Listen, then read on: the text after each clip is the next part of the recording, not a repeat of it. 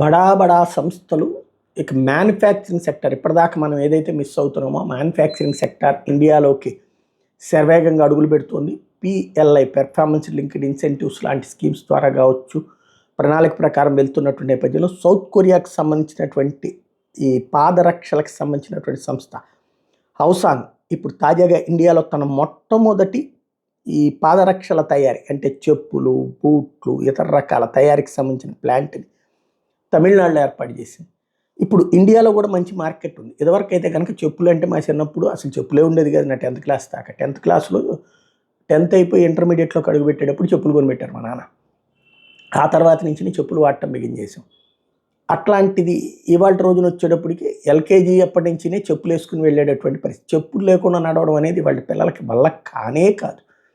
అది కూడా కాస్ట్లీ.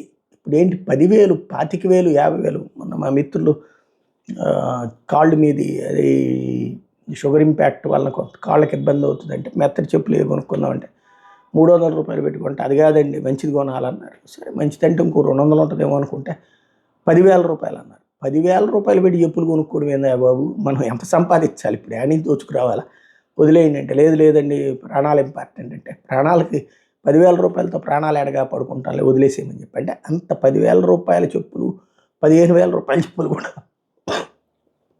కొనేసే పరిస్థితిలో జనం ఉన్నారు. కాబట్టి ఇలాంటి సిచ్యుయేషన్లో ఇక్కడ మ్యానుఫ్యాక్చరింగ్ సెక్టర్ బాగా డెవలప్ అయ్యే పరిస్థితి ఉంది.